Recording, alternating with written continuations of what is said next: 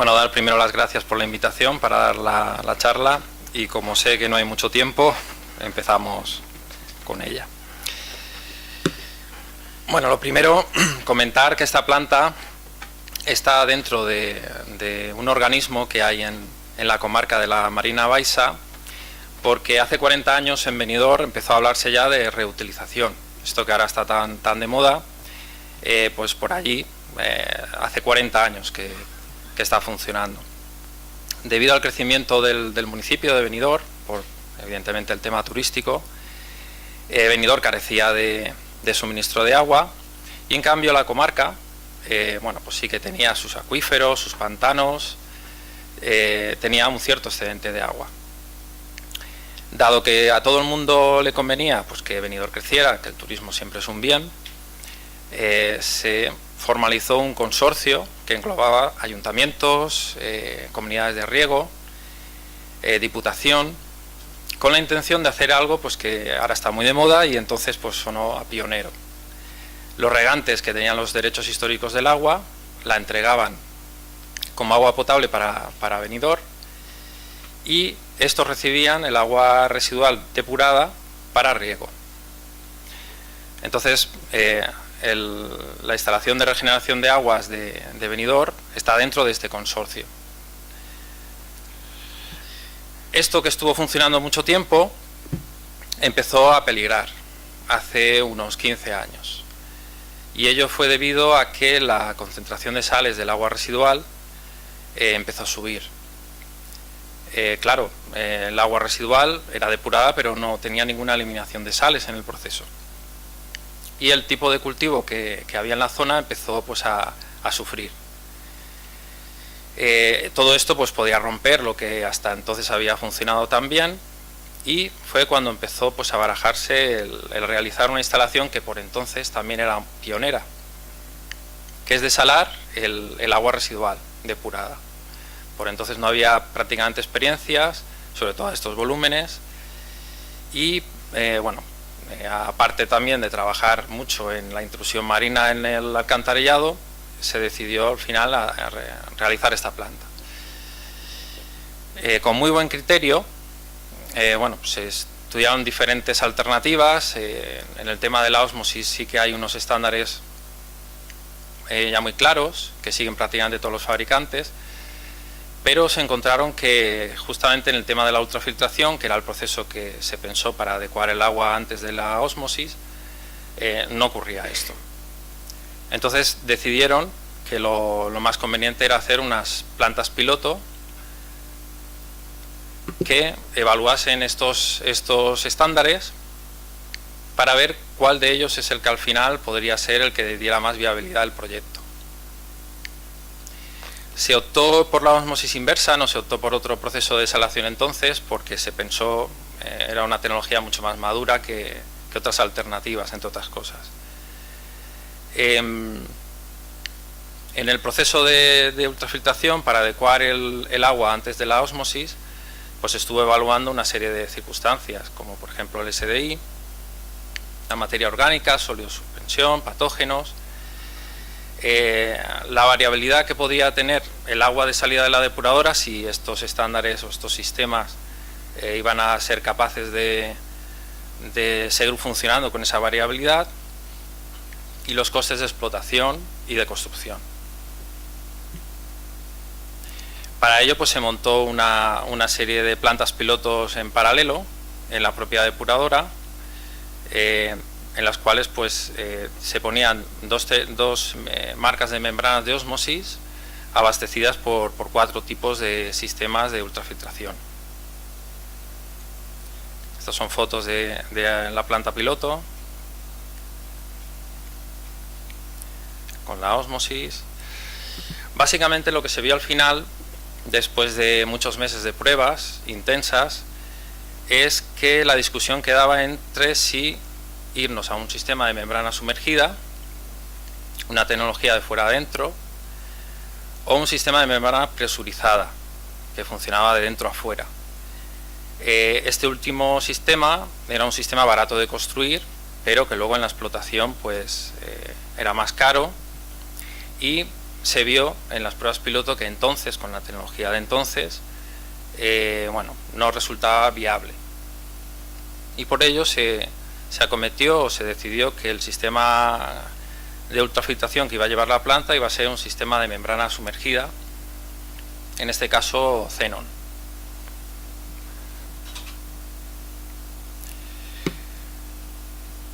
A la hora de diseñar la planta, lo único que se hizo fue una recreación de las plantas piloto a una escala mucho mayor, con la sola circunstancia diferente de que en este caso, para obtener un agua de salida a riego conveniente, bueno, no nos valía el agua osmotizada tal cual, con lo que el proceso realiza una ósmosis inversa a una parte del agua producto y otra parte solamente es ultrafiltrada y se mezcla a la salida.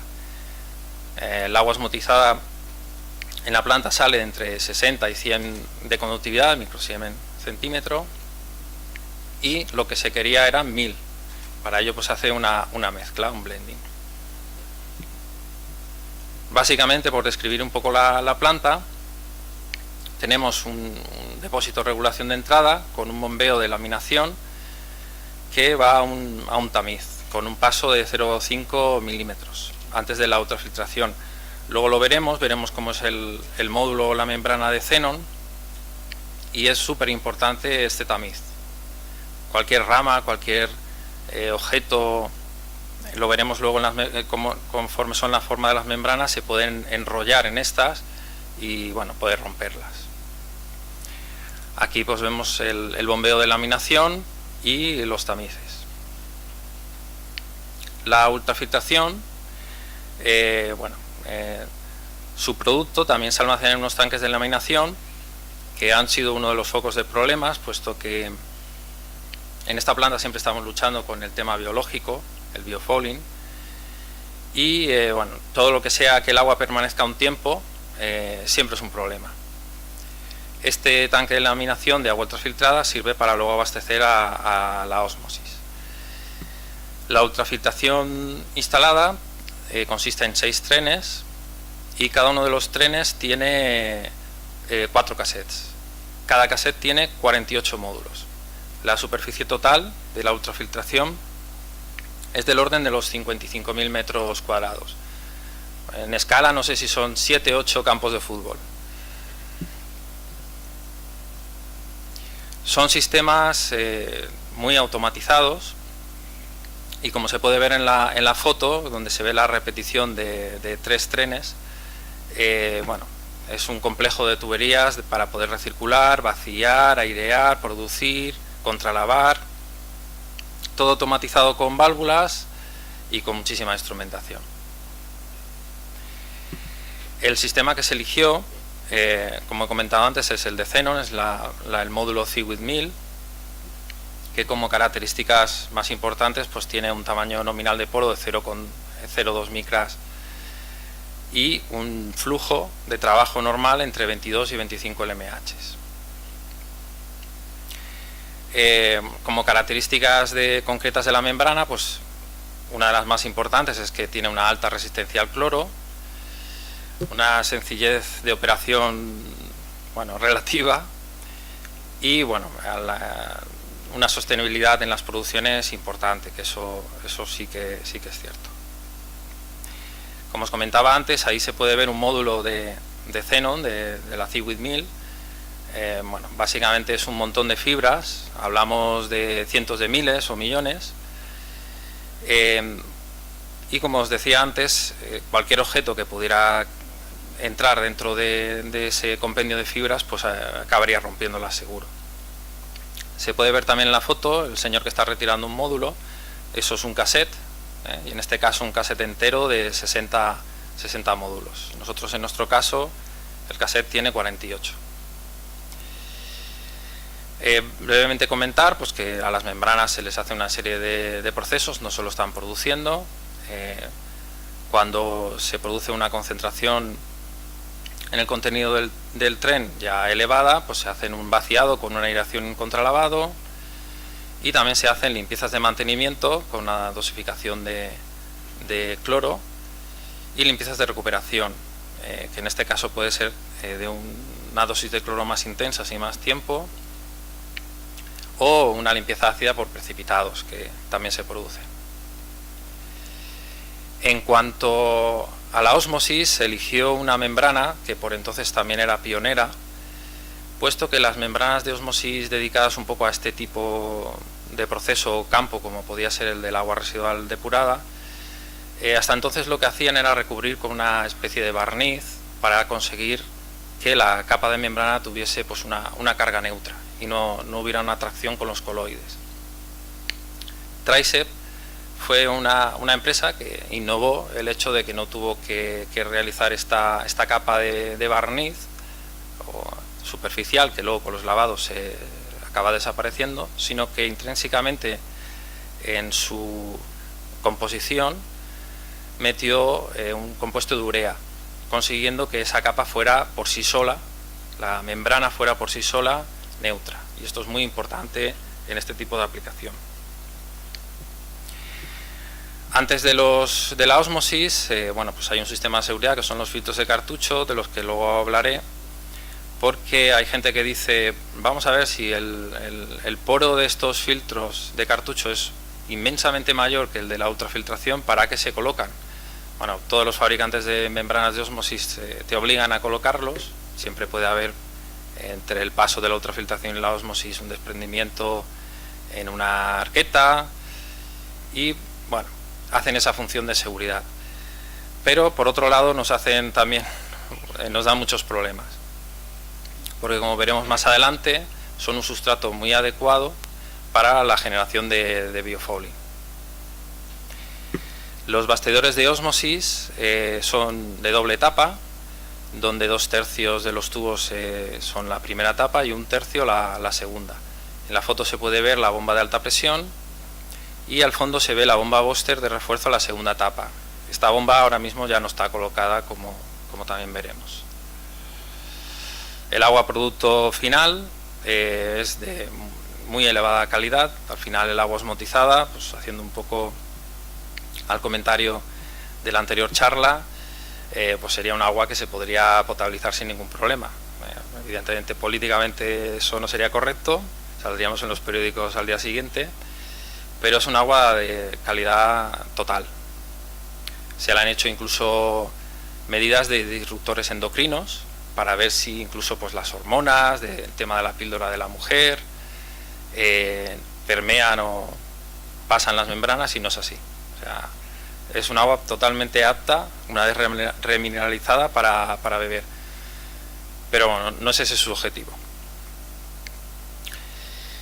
En lo que son las experiencias, que es un poco para lo que realmente vengo, sobre esta planta, después de 10 años funcionando, los puntos más característicos son el comentar que el grado de automatización de la ultrafiltración es muy elevado y requiere muchísima instrumentación, y esto hace que sea una planta en la que tenga que haber un requisito, que es una persona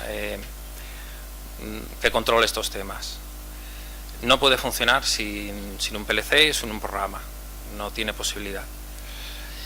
Luego, en cuanto a la ultrafiltración, uno de los caballos de batalla también han sido el hecho de las limpiezas, un compromiso entre la efectividad de la limpieza y los tiempos que ello requiere, porque, como habéis visto, eran 6 trenes, y cuando uno de ellos está limpiando y los otros 5 deben de conseguir dar el caudal a una producción máxima, pues se ven muy limitados. Entonces fue otro de los caballos de batalla en los primeros años, y que, bueno, de hecho el proceso de limpieza se parece muy poco al que puso en su día Zenon. Como al final hablamos de un agua residual depurada con alto contenido orgánico, nitrógeno, fósforo, la lucha siempre ha sido la creación de vida en la planta. Entonces se hizo una experiencia de cloración que, bueno, no resultó. Y bueno, los filtros de cartucho, que se ven ahí en la foto ya de un color no tan blanco como en la foto anterior, bueno, pues tenían el hándicap de que no hacían una protección o una seguridad, porque no se colmataban porque apareciera ninguna partícula, sino que en ellos se creaba la vida, se creaba un biofouling, que era lo que al final los colmataba. Y bueno, pues una de las cosas con las que más hemos trabajado ha sido en hacer una instalación de limpieza de estos filtros. Siempre se habla de que es un fungible y nosotros, bueno, pues debido a nuestras circunstancias sí que los limpiamos y hacemos muchísimas pruebas en que después de la limpieza estos queden perfectamente y hasta el día no hemos tenido ningún problema. Si hubiéramos tenido que hacer el cambio de estos filtros en lo que bueno, se veía sobre todo en verano, pues podía alterar la viabilidad económica de la planta, la podía perjudicar mucho. Otra de las problemáticas que se tuvo en un comienzo y durante los primeros años fueron las precipitaciones en la segunda etapa. Al ser un agua residual, pues traía mucho fósforo y el fósforo con el calcio pues se gustan y bueno, pues teníamos precipitados de fosfato cálcico. Esto pilló a la industria de los dispersantes y antiincrustantes un poco fuera de juego. Entonces, bueno, fue un punto de investigación de ellas hasta la obtención de un dispersante que realmente funcionaba bien contra esto. Junto con que la depuradora limitó la salida de fósforo en su agua de salida, terminó de ser un problema. Y el otro pues era el ensuciamiento biológico y coloidal en la primera etapa de la ósmosis. Con esto pues también hemos solucionado el problema haciendo una dosificación continua de cloro en la entrada, pero muy pequeña, de forma que no había que declorar antes de la ósmosis y no había riesgo de que ésta sufriese una oxidación por ello. Otra de las luchas ha sido el tema energético y como se puede ver, por ejemplo, pues las bombas Boster, que daban un refuerzo de presión a la segunda etapa en la ósmosis, fueron cambiadas por unas turbocharger que recuperaban la energía de la salmuera.